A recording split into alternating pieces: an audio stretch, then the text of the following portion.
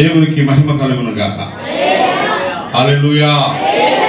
ప్రభువుని ప్రియులారా, ఈ శ్రేష్టమైన పునరుత్థాన దినపు ఆరాధనలో వాక్య ధ్యానానికి మిమ్మల్ని ఆహ్వానిస్తున్నాను. నాతో కూడా కలిసి అపోస్తలుడైన పౌలు గారు ఫిలిప్పీలకు రాసిన పత్రిక 3వ అధ్యాయము 10-11 వచనాలు నేను చదువుతున్నాను. దయచేసి పరిశీలన చేయండి.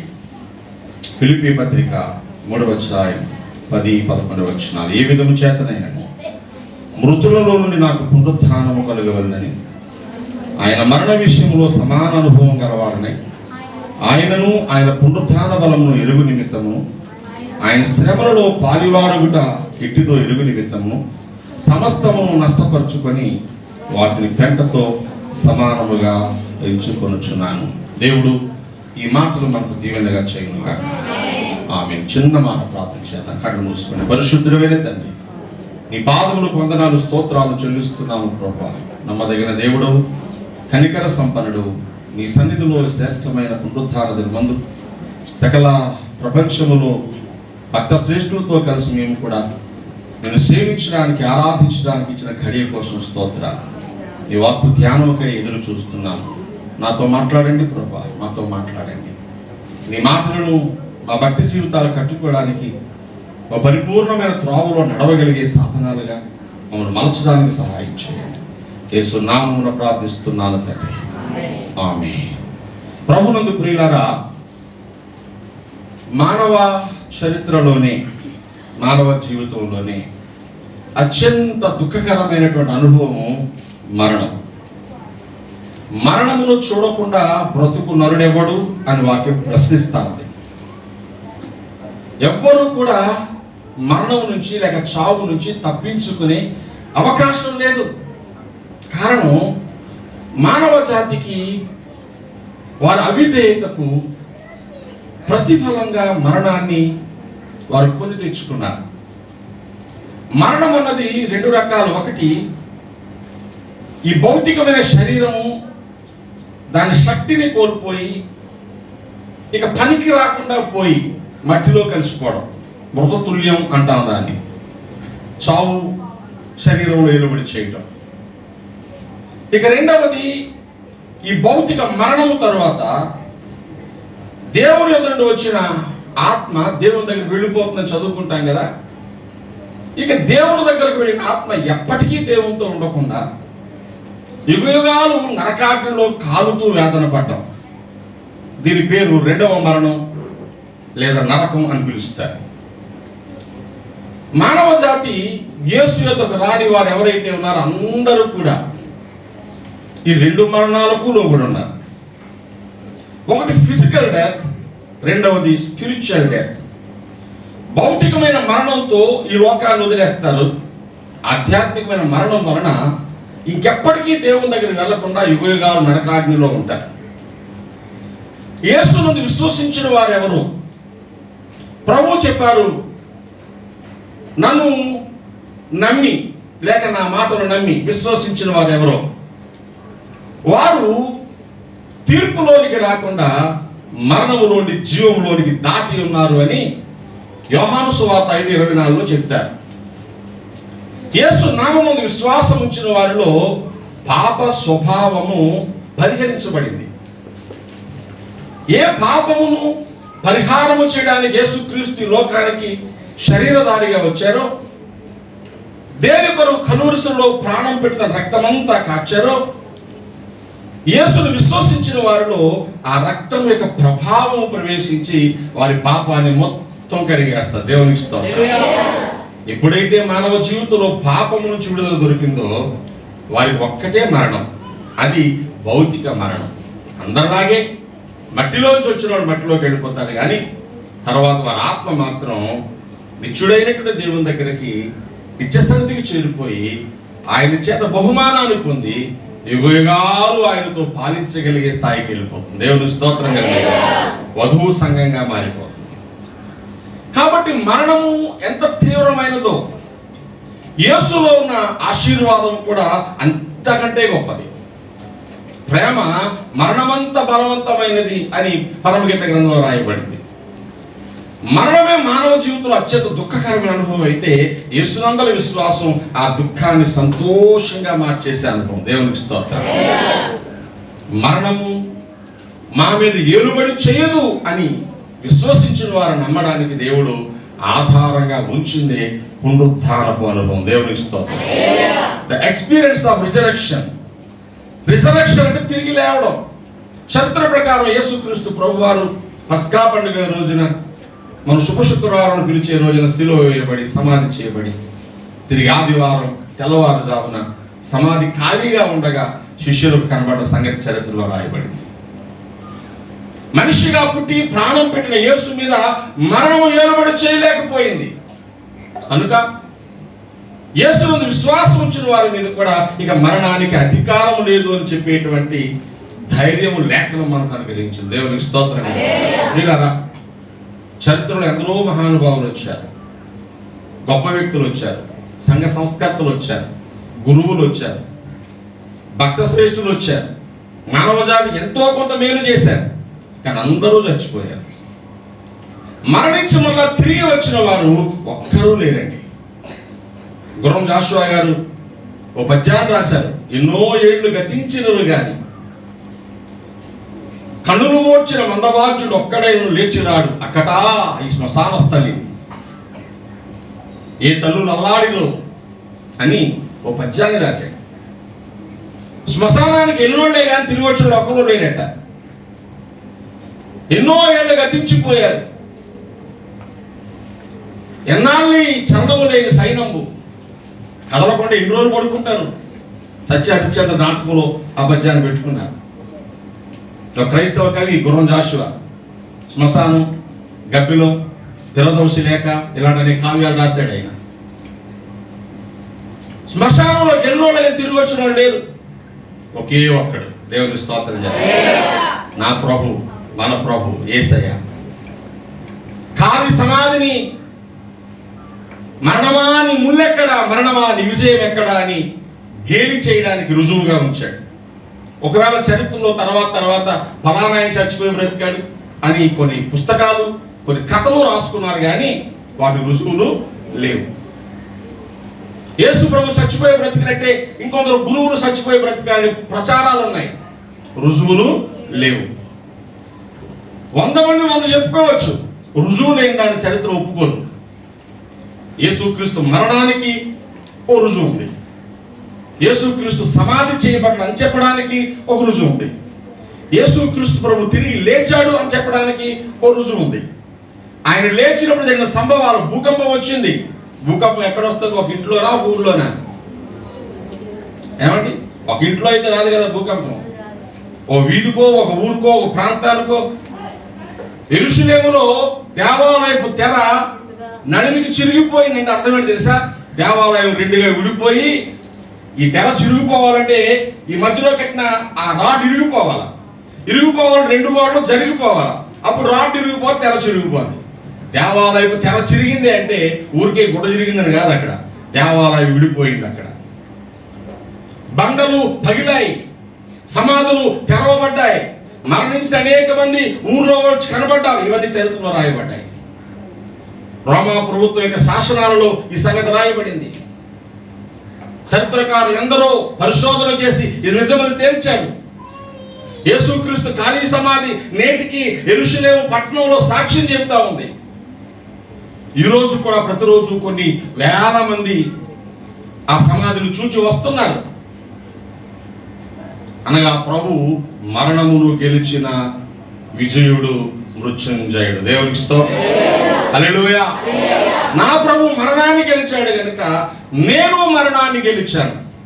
అయితే ఈ మరణాన్ని గెలిచిన వ్యక్తి జీవితంలో ఆ సంగతి అతను అర్థము చేసుకోకుండానే ఇంకా మరణ బంధకాల్లో ఉండిపోయినట్టున్నాడు. దాని నుంచి బయటకు రావాలి. నాకు స్నేహితుడు ఉండేవాడు, చార్టెడ్ అకౌంటెంట్. ఇప్పుడు ఆయన ఇంత పెద్ద సంచితో పుస్తకాలు, మేము చదువుకునే రోజుల్లో మీలా స్కూల్ బ్యాగులు లేవు. ఓ గుడ్డ సంచో, ఓ సిమెంట్ సంచో, అందులో పుస్తకాలు పెట్టుకొని సంఖకి తగిలించుకొని లేదా వెనక్కి తిప్పి భుజం మీద వేసుకుని వెళ్ళేవాళ్ళం. అన్ని పుస్తకాలు మోసుకెళ్ళాలి. టెక్స్ట్ బుక్లు, నోట్స్ బుక్లు, అసైన్మెంట్లు ఇవన్నీ అందులోనే పెట్టుకుని వెళ్ళాలి. సంకకి తగిలించుకొని పుస్తకాల సంచి 3 కిలోమీటర్లు ఆయన మోసుకొచ్చేవాడు అనమాట పాపం. ఈ బరువుకి నెమ్మదిగా ఈ భుజం ఎలా అయిపోయింది ఆయనకి. ఎలా అయిపోయింది? ఇప్పుడు అలవాటు అయిపోయి పుస్తకాల సంచి తీసేసి బయట కనబడినా కూడా ఇలాగే నడిచేవాడు. ఎందుకు? అలవాటు అయిపోయింది. నీ సంచి నీ భుజాన లేదు అని చెప్పినా కూడా లేదా అలా అనుకునేవాడు. మనం నడుస్తుండగా ఇలా వెళ్ళిపోయేది పోదాం.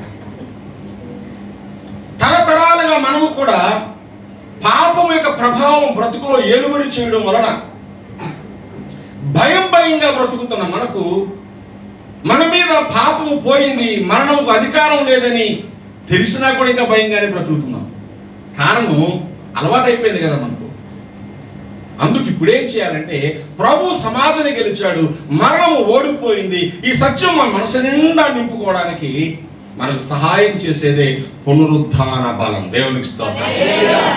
భక్త పౌలు ఏమన్నాడంటే, పునరుద్ధాన బలాన్ని నేను తెలుసుకోవాలని యేసుక్రీస్తు యొక్క శ్రమలలో పాలివాడిని అవడానికి నాకు ఏమేమి లాభకరాలో మేలుకరాలో అన్ని నష్టంగా ఎంచుకున్నానంటాడు. దేవునికి స్తోత్రం. He wants to know the power of resurrection, the strength of resurrection. మరణము బలము తెలుసు తనకు. ఒక రోజు మరణం యొక్క బలం ఏంటి తెలుసా? చావు ఒక్కటే కాదండి. చావుకు ముందు చావడానికి కారణమైన పరిస్థితులన్నీ కూడా మరణ బలమే. వేదన, మనశ్శాంతి లేకపోవడం, శారీరకమైన రోగం, కలవరం, దుఃఖం, చింత, ఇవన్నీ మరణదూతలు, ఏజెంట్స్ ఆఫ్ డెత్. ఎక్కువ శ్రమ కలిగింది అనుకోండి, తట్టుకోలేక మనుషులు ఏం చేస్తున్నారు? కడుపు నొప్పి తాళలేక యువతి ఆత్మహత్య. చూస్తున్నాం లేదు పేపర్లో? ఏమండి? కుటుంబ కలహాలు ఓర్చుకోలేక యువకుడు ఆత్మహత్య. ఇలాంటి చదువుతాం పేపర్లో మనం. కడుపు నొప్పి వచ్చింది, వస్తుంది, తట్టుకోలేక పురుగుల మంది తాగేసింది పాపం. భార్య భర్తల మధ్య గొడవ, రోజు మనశ్శాంతి లేదు. తిరిగి ఇంటికి రాగానే కంచాలు తెపాలాలు డబా నేల మీద దొరుకుతున్నాయి. ఎందుకు వచ్చిన కూడా పిల్లలు ఈకులు చెత్త కొట్టేస్తున్నారు. ఈ బాధ భరించే కంటే, దాన్ని బాధ పెట్టే కంటే నేను చచ్చిపోవడం మంచిదని చచ్చిపోతున్నాను. దీర్ఘకాలిక వ్యాధులతో బాధపడ్డవారు, మందులు ఖర్చు పెట్టేవారు, నా బ్రతికంతా జీవితం అంతా మందులేనా అనగానే విరక్తి వచ్చేస్తుంది, చచ్చిపోతున్నారు. ఇవన్నీ ఎక్కడ తీసుకెళ్తున్నాయి? మరణానికి తీసుకెళ్తున్నాయి. పోలింగ్ టైంలో బూత్ ఏజెంట్లు అని ఉంటారు. ఒక్కో పార్టీ ఒకడు ఎక్కడ మనం ఓటు వేస్తున్నాం అక్కడ కూర్చుంటాడు. వచ్చేవాడు కరెక్ట్ పర్సన్ అయినా కాదా, మనూరు అయినా కాదా, 2 సార్లు వస్తున్నాడా లేదా, ఇది చూసుకొని ఆ పేరు చెప్తారు. అక్కడి నుంచి ప్రిసైడింగ్ ఆఫీసరు, యాక్షన్ నిర్వహించేవాళ్ళు. ఇదిగో డానియల్ కందనాడానికి పిలగానే అందరూ ఒకసారి చూస్తారు. అదేనండి మాకు తెలుసండి, ఇప్పుడు ఓటు వేయచ్చు. ఆ ఏజెంట్ నో అని చెప్తే అక్కడ ఓటు వేయకూడదు. మాకు డౌట్ వచ్చిందండి, ఈయన తుప్పాలు రాజు అన్నారు కానీ ఇందులో ఉన్న ఫోటో ఆ ఎత్తనం ఒకలా లేడండి అనగానే ప్రూఫ్ చేసుకోవాలా, లేకపోతే ఓటు వేయను. ఏజెంట్ చెబితే ఓటు ఎలాగో మరణ దూతలు మరణానికి నడిపిస్తాయి. ఈరోజు మనుషుల మీద మరణ దూతలు ఏర్పడి చేస్తున్నాయి. అందుకే లోకంలో ఉన్న వారు చావును ఎండబెట్టుకొని తిరుగుతున్నారు. ఎప్పుడు చచ్చిపోతారో తెలియదు, ఎందుకు వ్యసనాలకు గురవుతున్నారో తెలియదు, ఎందుకు చెడుతనంలో మునిగిపోతున్నారో తెలియదు. కారణం ఎవరు తీసుకెళ్తున్నారు? దూతలు, ఏజెంట్స్ ఆఫ్ డెత్. విసుగుపోయాడు మనశ్శాంతి కోసం తాగేస్తాడు. వెళ్ళి తాగిస్తే వాడు ఒక్కడికే మనశ్శాంతి ఉంటుంది, ఇంట్లో అందరికీ మనశ్శాంతి పోతుంది. వాడికి మనశ్శాంతి లేదని తాగేసి ఇంట్లో మనశ్శాంతి అంతా దూరం చేస్తాడు. చింపురుగూడలు భార్యకి, చిట్కల బ్రతుకులు పిల్లలకి, చాలని తిండి, నలుగురులో అవమానం, మురుక్కావుల పక్కన పడుకోవడం, శరీరం రోగాలమయం, మనశ్శాంతి లేదు. తాగేస్తే మత్తులో మునిగిపోయాడు. మరి ఈ శాంతి అంతా పోయింది. దేని ప్రభావం అది? మరణం యొక్క ప్రభావం. యేసులో ఉన్న వారికి ఇప్పుడు ఏ శిక్షా విధి లేదు. దేవునికి స్తోత్రం. ఎందుకు? ఆయన సమాధానములకు కర్త యొక్క అధిపతి అని పేరు. ఆయన ఎప్పుడైతే మన హృదయాల్లోకి వచ్చాడో మొట్టమొదట మరణదూతలు మన దగ్గర పనిచేయవు. బాధ వచ్చిందా? కొంచెం దుఃఖం వస్తుంది కానీ నా ప్రభువా నా బాధ అని చెప్పుకోగానే చచ్చిపోవాలని ఆలోచన రాదు. దేవునికి స్తోత్రం. రోగం ఉందా? ఉంది. ఆ రోగం నేను భయపెడతానే ఉంది. రోగాలు లేని మనుషులు ఎవరండి మీకు తెలుసా? రోగాలు లేని మనుషులు ఎవరు? ఈరోజు ప్రపంచ దేశంలో షుగర్లో నెంబర్ 1 దేశం చైనా, నెంబర్ 2 ఇండియా. ఇండియాలో షుగర్లో నెంబర్ 1 రాష్ట్రం ఆంధ్రప్రదేశ్. ఆంధ్రప్రదేశ్లో షుగర్లో ఎక్కువ శాతం ఉంది ముందు ముస్లింలకి, తర్వాత క్రైస్తవులకి. ఇదో సర్వే ఉంది. షుగర్ లేనివాడు ఎవరున్నాడు భూమి మీద? ఒక పెద్ద ఆయన చెప్పాడు, చిన్నప్పుడేమో పొగరంట, యవన కాలంలో పొగరంట, నడి వయసులో షుగర్ అంట. మీకు అర్థమవుతుందా? ఏమండి, కామనిక. చిన్నప్పుడు పొగరొగరుగా టిగర పనులు చేస్తూ ఉంటారు వీళ్ళు, యవన కాలంలో పొగరగా తిరుగుతూ ఉంటారు వీళ్ళు, నడి వయసులో షుగర్తో కృంగిపోతూ ఉంటాం మనం. ఇది తప్పించుకోవడానికి అవకాశం లేదు. దేవుని స్తోత్రం చెప్పండి. హల్లెలూయా. యవన కాలంలో సోడా బాటిల్ అంట. అర్థమవుతుందా? యవన కాలం దాటగానే ఇప్పుడు యవన కాలం మొదలైపోయింది డ్రింక్ బాటిల్ అంట. ఆ చివరికి సెలైన్ బాటిల్ అంట. ఏ bottle? Saline bottle. Soda bottle, drink bottle, saline bottle. Bottle కారణం మనుషుల యొక్క జీవితాలు ఇలా ఉన్నాయి. అయితే యేసులో ఉన్నవారు రోగానికి భయపడరు. దేవుని స్తోత్రం. శ్రమకు భయపడరు, పేదరికానికి భయపడరు, చింతకు భయపడరు, గొడవలకు భయపడరు. అంటే గొడవలు ఆడతారని కాదు, 10,000 మంది దండెత్తి నా మీద యుద్ధానికి వచ్చిన దీనిలో నేను ధైర్యము విడవకుందు. దేవునికి స్తోత్రం. కారణం మనకు తెలుసు, నా ప్రభువు ఈ మరణాన్ని గెలిచాడు కనుక ఇది నన్ను ఏం చేస్తుంది? భయపెడతదే కానీ నా ప్రాణం తీయలేదు. దేవునికి స్తోత్రం చెప్పండి. ఆఫ్రికా ఖండంలో భయంకరమైన పాము ఉంటుంది, బ్లాక్ మాంబా అని. మన నల్లత్రాచాలు అంటే దానికి అలా అన్నమాట. విషం చాలా ఎక్కువ. అది కరిస్తే ఏనుగు కూడా చచ్చిపోతుంది, అంత పాయినస్.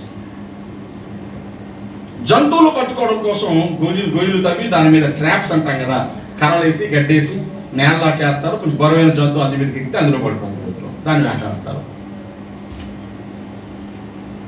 అటువంటి ట్రెంచెస్లో ఆడుకుంటూ ఒక 11 సంవత్సరాల పాప పడిపోయింది. కేకలేస్తూ అరుపులు అరుస్తూ ఉంటే అరుపులు ఆలకించి అందులోకి వెతుక్కుంటూ వెళ్ళిన వాళ్ళ అమ్మ, కొంచెం పెద్ద ఆవిడ పడిపోయింది. అందులో ఓ మాదిరి బ్లాక్ మాంబా పిల్ల ఉంది. ఈ సౌండ్కి ఒక మూల పడుకుంది, లేచి పడగెత్తి బుసలు పడుతుంది. ఇసిరింది కాటేయడానికి పిల్ల మీదకి. వాళ్ళమ్మ చెయ్యి అడ్డు పెట్టింది. వాళ్ళమ్మను కలిసింది, కోపం తట్టుకోలేక పిల్లని కూడా కలిసింది. వీళ్ళు కేకలు వేస్తున్నారు, ఊర్లో వచ్చి కాపాడారు. బ్లాక్ మాంబాను చూసి కొట్టేశారు, దాన్ని పాముని చంపేశారు. వీళ్ళిద్దరిని ఆసుపత్రికి తీసుకెళ్ళారు. పిల్ల బ్రతికింది, తల్లి చచ్చిపోయింది.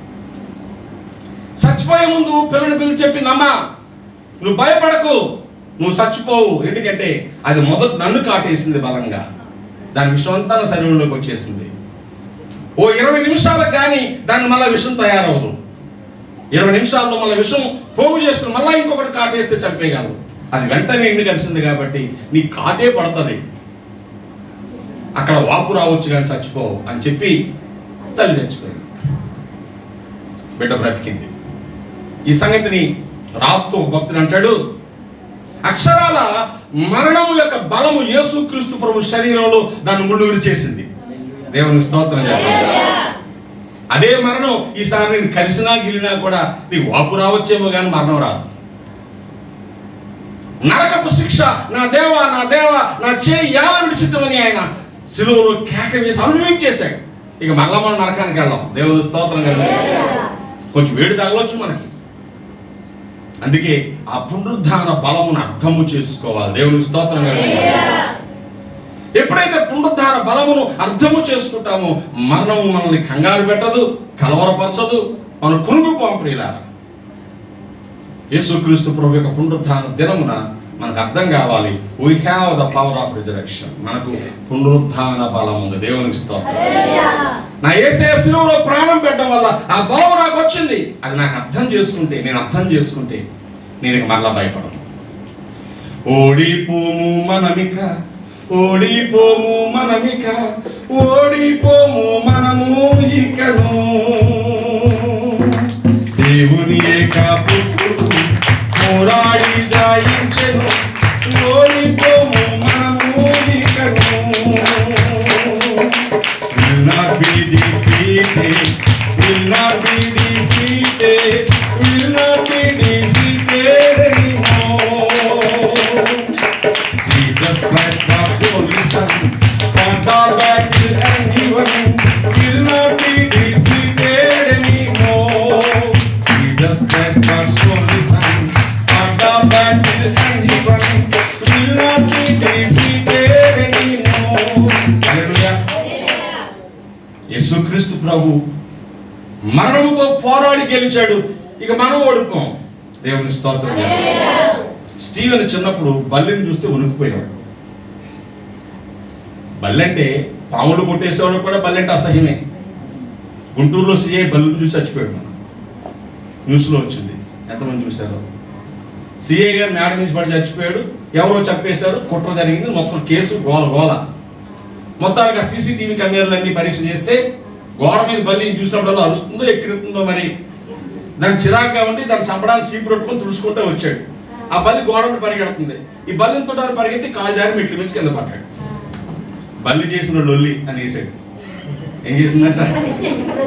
బల్లి చేసిన లొల్లి. బల్లి అంటే అసహ్యం.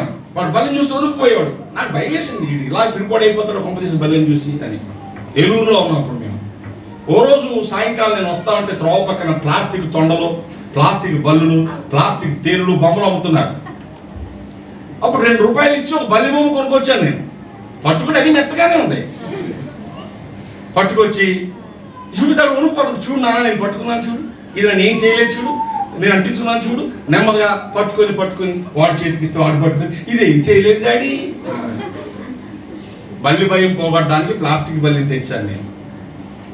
మరణ భయం పోగొట్టడానికి యేసయ్య మరణంలో తన శరీరంలో శిక్షను అనుభవించి మరణమా నీ ముల్లెక్కడా అన్నాడు. దేవునికి స్తోత్రం. కాబట్టి మన జీవితాలలో ప్రభు పాదాలు పట్టుకొని ప్రైజ్ ఉంది కదా. ముని కూతురు ఇంటి నిండా టెడ్డీ బేర్లే బొమ్మలు, దానికి వాళ్ళ పిన్ని, వాళ్ళ మామయ్య, వాళ్ళ అమ్మ, నేను ఆ టెడ్డీ బేర్ల బొమ్మలన్నీ కొని పెడితే బొమ్మలతో ఆడుకుంటా ఉంటుంది. ఈ మధ్యలో కొత్త టెడ్డీ బేర్ బొమ్మ ఒకటి అన్నారు. అది 2-3 రంగుల్లో ఉంది.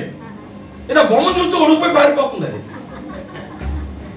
అమ్మ డాడీ టెడ్డీ బేర్ని చూస్తే ప్రైజ్ భయపడిపోతుంది డాడీ అంటే మా ఇంటికి తీసుకొచ్చాక నేను టెడ్డీ బేర్ని పట్టుకుని దాన్ని వచ్చేది చూడమ్మా ఏం చేయలేదు, నన్ను ముద్దు పెట్టుకుని చూడు, నేను పట్టుకున్నాను చూడు, నిన్నేమో చూడు, అది పట్టుకుంటే అది దాన్ని పట్టుకుని అప్పుడు అవుతుంది అన్నమాట. భయమును పోగొట్టాలని మనం ఎలా చేశాము? మన తండ్రి అయినటువంటి దేవుడు మరణ భయాన్ని తొలగించడానికి మన ప్రభు అయిన యేసును లోకానికి పంపించి శిలువలో ప్రాణం పెట్టించాడు. దేవుని స్తోత్రం. ఈ సమయం మీద ఒకటి, నువ్వు భయపడకు. రోగమా, మానసిక సమస్యలా, ఆర్థిక ఇబ్బందులా, అసమాధానమా, నెమ్మది లేదండి, చీర బ్రతికేందుకు అనిపిస్తుందండి. అప్పుడు మీరు కూడా సాక్ష్యాలు చెప్తాను, నవ్వుకుంటాను నేను. గట్టిగా తిరిగితే మీరు బాధపడతారు. చచ్చిపోదామనిపించింది, పేనకు తాడేసి వేసుకున్నాను, నాకు ఇస్తే నేనే బిగించి కట్టేద్దాను. ఇంత విన్నాక చచ్చిపోవాలనిపిస్తుందా నీకు? పోయి కాలం ఏమండి చచ్చిపోదాం అనిపించింది, ఏ చచ్చిపోవాలి, ఇక్కడ సాక్షి చెప్పకూడదు. ఏమండి చచ్చిపో అనే స్వరం అపవాదిది. ఎండి ఎముకల్లారా తిరిగి లేవండి, నువ్వు బ్రతుకు అని చెప్పే స్వరం ప్రభువుది. పునరుత్థాన శక్తి నీకు జీవాన్ని ఇస్తుంది, మరణం యొక్క అధికారం నేను మరణానికి నడిపిస్తాను. ఇప్పుడు చెప్పండి, మన మీద ఎవరికి అధికారం లేదు?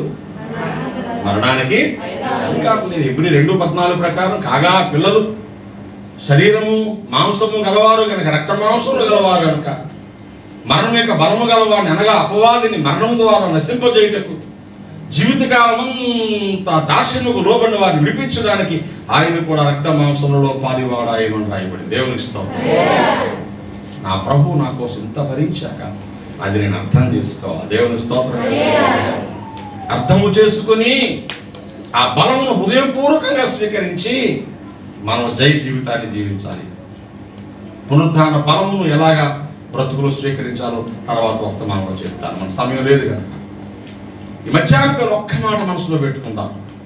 ఇప్పుడు చెప్పండి, 39 మంది మన సంఘంలో నుంచి మరణ బలాన్ని గెలిచి పరదైసులో ప్రభుతో ఆనందిస్తున్నారు. దేవుని స్తోత్రం. నాకు చాలా ధైర్యం వచ్చింది, మీకంటే అక్కడ సంఘమే పెద్దలా ఉన్నా. దేవుని స్తోత్రం. గ్యారంటీ సంఘం. మళ్ళీ మీరందరూ అక్కడికి వస్తారా డౌటే నాకు. కానీ వాళ్ళు మాత్రం ఖచ్చితంగా అక్కడికి వెళ్ళారు. నేను చేసిన పరిచర్యలో ఒక్క ఊరిలోంచి 39 మంది అక్కడ ఉన్నారా?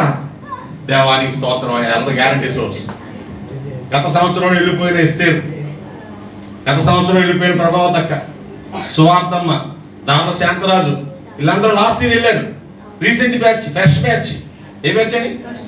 ఫస్ట్ బ్యాచ్ సేనాపతి శాంతం, ఇడ్లీ చల్లమ్మ మొదలుకొని లాస్ట్ బ్యాచ్ దాకా మిత్రులు బ్యాచ్లు వెళ్ళారు. బ్యాచ్లు అక్కడికి దేవుని స్తోత్రం. వీళ్ళందరూ అక్కడ ప్రభు సందులోంచి చూస్తున్నారు. ప్రభు మీ దాసుడు ఎంత ప్రయాసపడుతున్నాడా, సంఘం కోసం ఎంత కన్నీరు కాస్తున్నారు కొందరు బిడ్డలు.